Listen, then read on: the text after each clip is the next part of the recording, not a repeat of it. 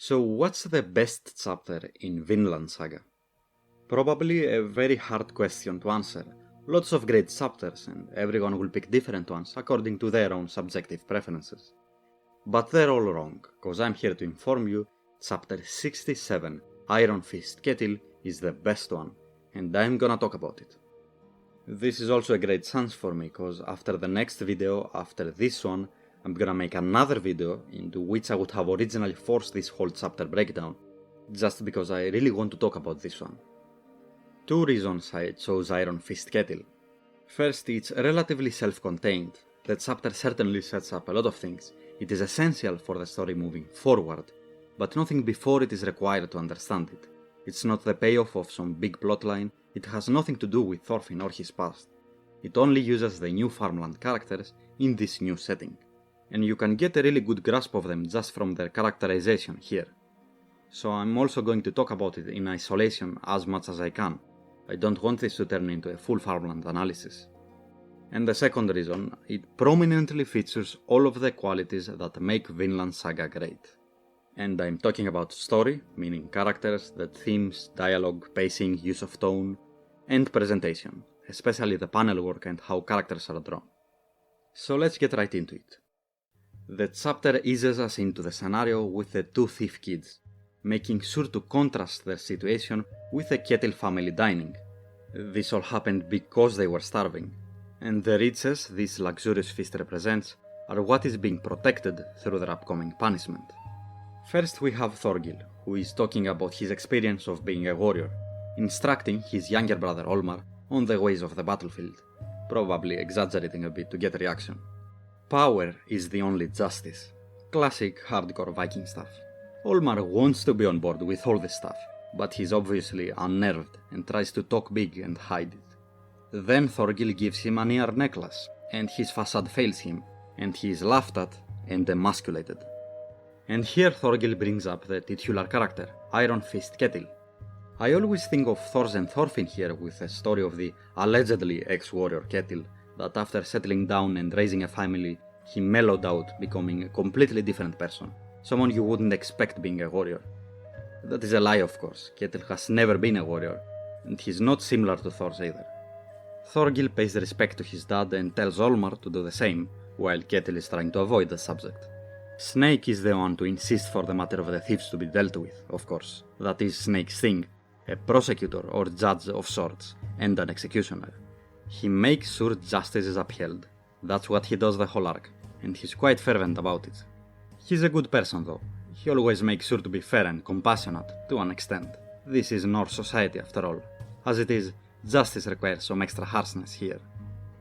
Okay, 7 pages in, and I'd say we can already see why Vinland Saga works.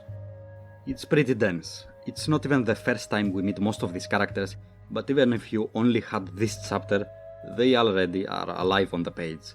They are being constantly characterized, and we are constantly being fed information about them through natural, organic, free-range means, good old casual interactions and dialogue. And alongside that, we also at the same time get information about the setting, how this society works, how it influences and creates these characters. And that in turn is important because it is necessary to understand and develop the main theme, what the story has at its core, what it is about. And here the art just elevates all that. I'll say it once and I'll say it again in this video even. But the faces are what makes reading this fun. And the hands and the body in general, but the faces above all that. Aside the efficiency it gives to the medium to be able to communicate everything about these characters in this little time, the way Yukimura draws these characters, the intricate expressions that are somewhere between comic booky, slightly exaggerated, and realistic with a distinct structure and using the actual muscles of the face, that is what makes Vinland Saga entertaining and engaging from panel to panel. And no panel is wasted for that. If it shows you a character's face, that's because it's giving you some new information. There's always a reason, and the vast majority of panels in any chapter really are faces. And to be frank, this is basic shit for most manga. This is super important stuff, but it's especially good in this one. And we'll see some examples from this chapter. And it's not just the art, it's the panel work too. I'll talk about that later, but it feels intentional. You don't know what's going on with Arnheid yet, but these panels are still there, and still feel like reminders. Getting back into the story, we get the details from Snake. The kids stole food because they essentially had to survive. Their family is in a really rough spot, and every relevant character here gives their opinion on how they should deal with this situation. For Thorgil, he suggests the cut and dry way. Each thief loses an arm, common punishment in more primitive societies. It's the simple, functional way, and he's not insistent. When a better alternative is found, he acknowledges it. We see Thorgil has no sympathy for the kids. Being a Viking, he doesn't value life a lot, and struggles like poverty are unfamiliar to him. As we see later though, he does value bravery and guts. He steps up to test Stur. I really don't think there is true malice here. He's allowing the kid to really show his valor. This is something familiar to him, that he actually cares about. Snake doesn't offer any solution. He's just the one that insists on there being one. He emphasizes the importance of a punishment. He really will accept anything, although on account of the kids being honest, he would prefer to adjust the punishment to be a bit more lenient. Peter is against Thorgil's suggestion since it would be a death sentence. So Peter obviously has the best solution. Unlike Thorgil, he sees all the intricacies of the situation and tries to find a way that helps everyone in it. It's an objectively better solution. There's no trade-off. He has his cake and eats it too. What about Ketil though? He's pretty compassionate. He even starts tearing up when he thinks about the family's plight. Look how animated he is, by the way. Every stage in this transition of emotions is clearly shown, and lifelike gestures like pretend rubbing his eyes that way to hide tearing up makes scenes like this feel more natural. Anyway, Ketil, despite supposedly being the one in charge and the one that has to decide in the end, is pretty useless. He's just reacting to everything and trying to find a solution less uncomfortable to him. In fact, let's look at the power dynamic between Ketil and the other characters. Thorgil is a powerful warrior, what Ketil pretends to be, that can stay composed when needed, unlike Ketil, and someone that Ketil explicitly states that he fears. It would be totally reasonable to think that Thorgil only tolerates his father because of his alleged title Iron Fist. Snake is a competent and decisive professional. He knows what needs to be done and he won't hesitate. Ketil is only being a weight Snake has to carry through this ordeal and school on the necessity of a punishment. He's obedient to Ketil, but feels like he has or should have more authority than him. Peter just seems more experienced. He's been through hardship as a slave in the past, so he's familiar with farm affairs, and he's probably the one who can sympathize with the kids the most. He's the one Ketil looks to fix this mess for him. All three men have gone through hardships and unique experiences that define them, have given them drive and training and perspective. Each one has different opinions and interests on this matter, and that allows them to, well, take charge, be dominant, get things done, be someone. Ketil is only defined by his wealth, something external to him. Despite being the leader, he can't think of anything and only wants to avoid unpleasantries. Cause he's also quite a mentally weak person. He's had a pretty easy life where he hasn't really ever been challenged. And sure, he's compassionate, but Peter also is compassionate, and he's the one that actually finds a way to save the kids. So among these capable men, how come he's the one with authority here? What kind of leader is this? Oh, and he's a fraud above all that, meaning that even originally he had insecurities. And let's look at his other relationships. His wife? Oof, yikes.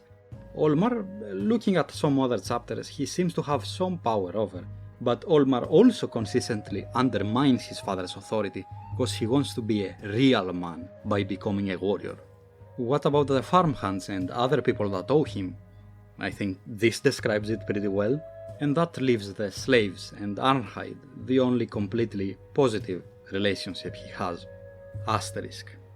On the point of mentally weak, Ketil is genuinely compassionate, yes. He has the natural emotional response of being sad when thinking of others' turmoil.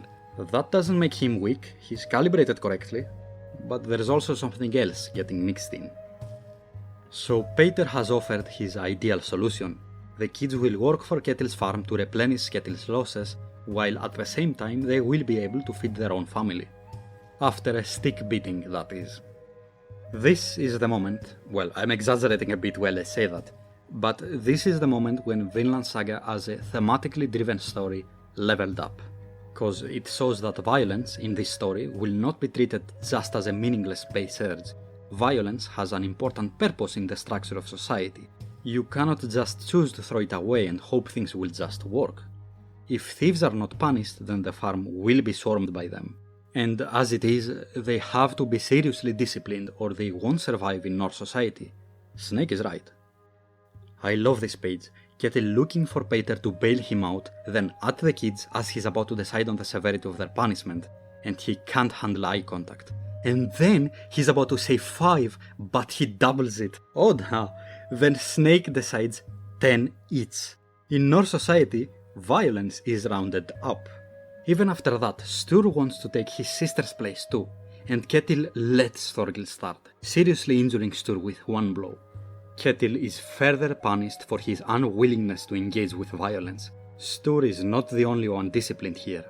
And at some level, yeah, this happened because Ketil couldn't control violence. Choosing not to engage with it doesn't make violence disappear. Ketil didn't do it himself, so someone worse did. But on the other hand, how can someone control violence when he can't even control himself? When I say mentally weak, I mean Ketil is someone that is entirely controlled by his emotions. He has no strong convictions about violence or being empathetic. These are just things he happens to feel, among other things. In the next scene, when his relationship with Arnheid and his lie about Iron Fist are revealed, it becomes clear just how insecure Ketil is.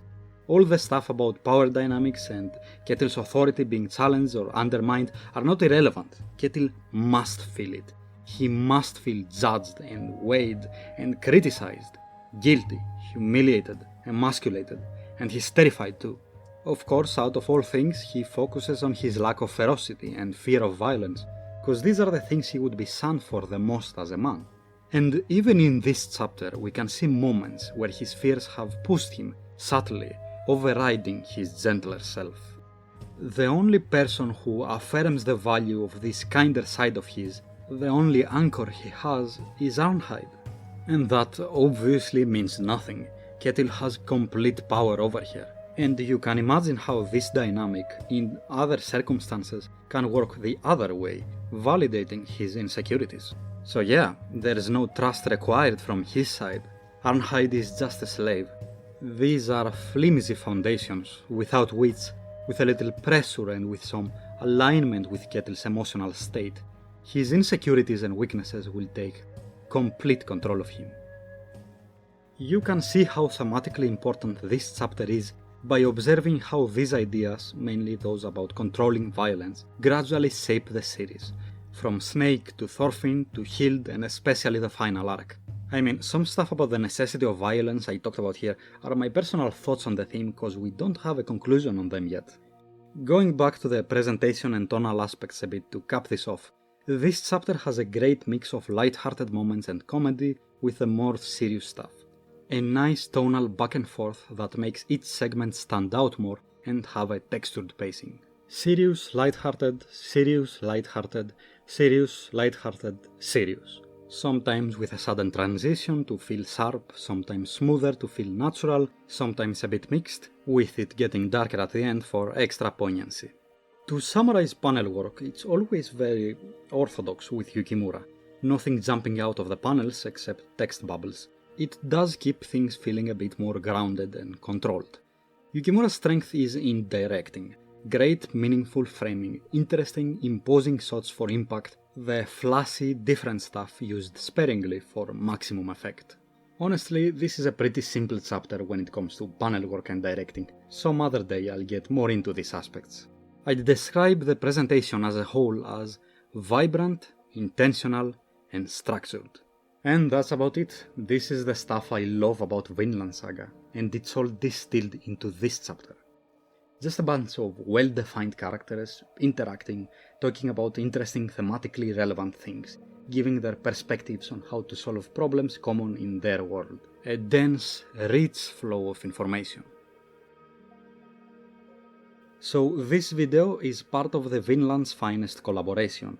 You probably already know that and found me through that, but to summarize briefly, each content creator participating will make one video about a specific chapter. So in the description I will be linking either a playlist or the individual videos, we'll see. And I have no idea what the others have in store, I only know the chapters they picked, so I'm looking forward to it. Now, if you'll excuse me, and even if you don't, I gotta go write a Thorkel script.